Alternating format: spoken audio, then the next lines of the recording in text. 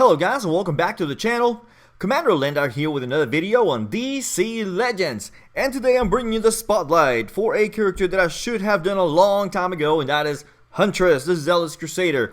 But before we begin, I just wanted to let you guys know that I announced on Sunday that I was going to put out a PvP episode where I play PvP, but I forgot that it was a holiday and that's why it didn't come out. So sorry about that. I'm going to try to schedule one out for this weekend. If we don't do the Captain Cold event on a video, maybe we'll do some PvP. But anyway, let's go ahead and get right into the spotlight for this amazing character, Huntress. Now, let's get the basics out of the way. Huntress is a physical character, and as you can see, this is her legendary skin.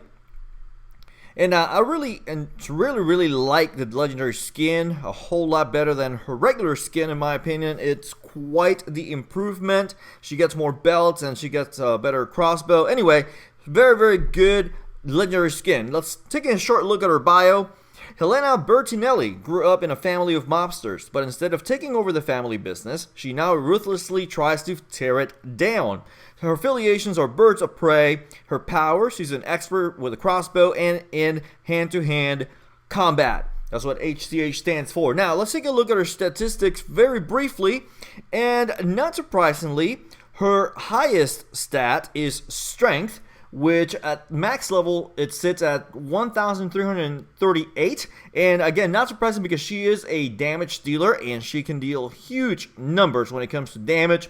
So through and through, she is a damage dealer, so the strength being the highest makes a lot of sense, and it only gets a whole lot better with her own kit.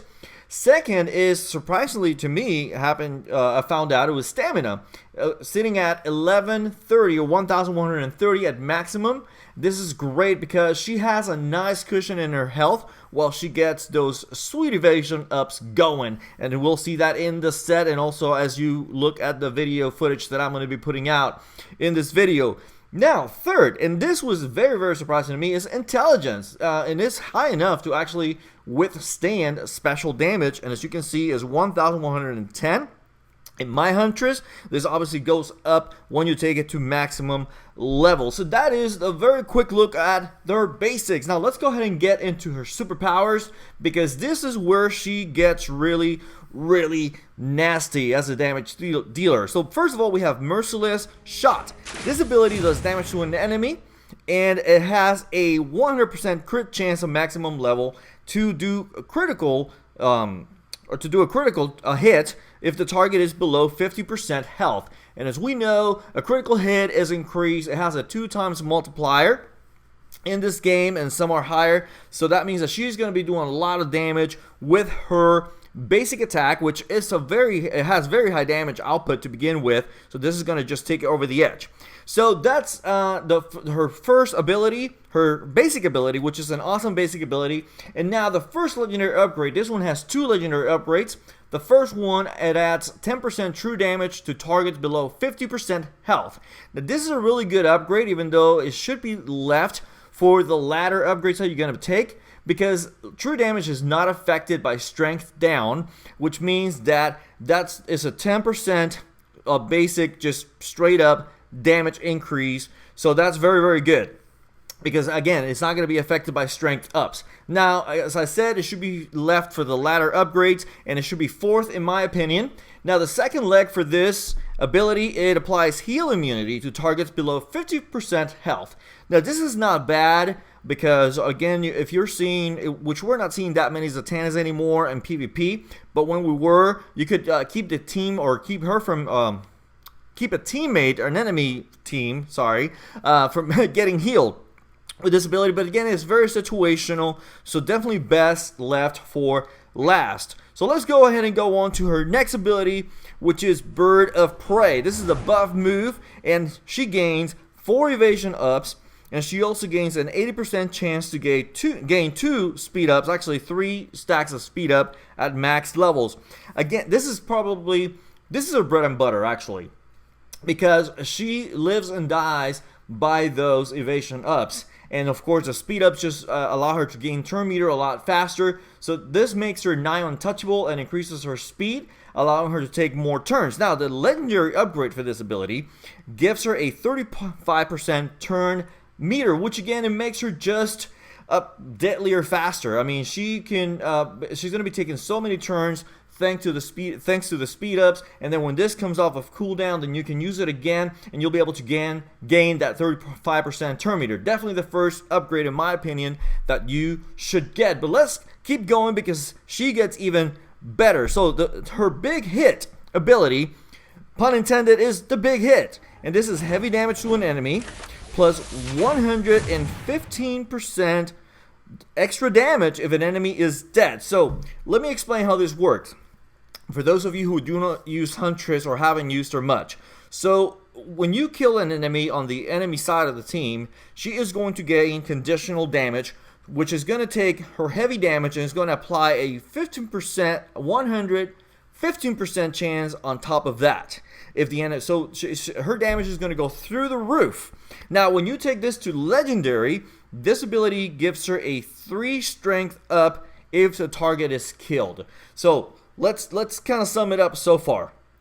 So we got a character that when an enemy is dead, first of all, in her basic attack, she gains crit chance if the enemy is below 50%. That's deadly on its own. Then she can get evasion ups and speed ups, and then now with her big hit, she will gain, if the enemy is dead, she will get conditional damage of 115% more, and then on top of that, if she kills the enemy, which more than likely she will, unless they're an energy affinity and they have a lot of health, she will gain 3 strength ups. That is just beastly if you're doing the math and tracking with me, right?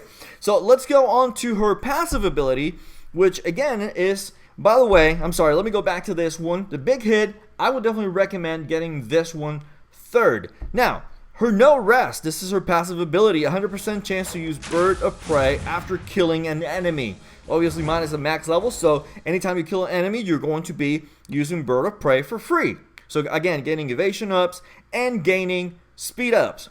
But if you take this to legendary levels, then you're going to gain 5 critical chance ups. And once again, critical damage, once you do that crit, you increase that crit chance and you crit, you're going to be getting that sweet bonus to your damage because you landed a critical hit. So again, I hope that you can see how beastly she can become, because she is definitely a beast. So if you have her and you have not invested in her, I would highly recommend investing in her. Even with the affinity changes, she is still a very, very big damage dealer and a great character to have in your roster. So let's go into the pros and cons. This is more the subjective section of the spotlight.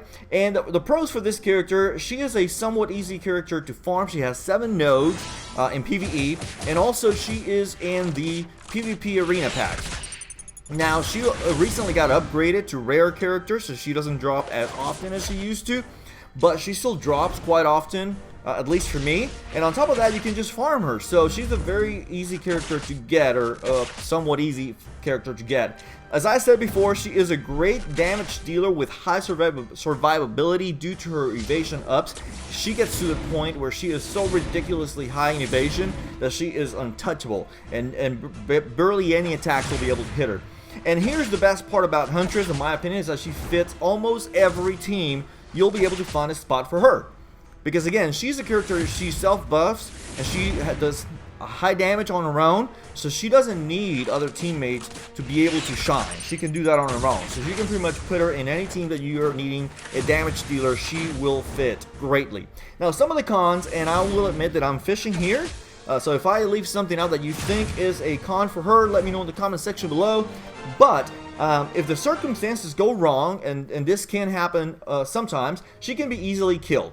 So again, and with the affinity changes, if your Huntress for some reason gets turn meter taken away from her, or she gets put behind in the turn order, she can definitely be an easy prey for other energy characters. Now, and also you got to watch out for Cyborg, because once he uses his basic attack and he gains that 100% hit chance, then he'll be hitting her for sure. So if you see Cyborg on the other team, make sure you take him out before he buffs or right after he does, so that way he's not taking your Huntress out. Now, being bumped to a rare character in the arena packs, as I mentioned earlier, makes it a bit more difficult to get, but again, that's just kind of fishing there, because she does drop fairly often. And that's really all I got, to be honest with you. If you can think of any others, let me know in the comment section below, as I said. So there you go, guys. That is Huntress for you. What do you think of Huntress? Which teams have you come up with? How do you use her? Let me know in the comment section below. I really look forward to discussing that with you. And if you're new to the channel, please consider subscribing so that you don't miss out on all the great content that I'll be bringing you in the days ahead. And if you would like to support the creation of more videos like this one, click on the link to my PayPal tipster in the video description below. And as always, guys, have a fantastic rest of your day and stay legendary.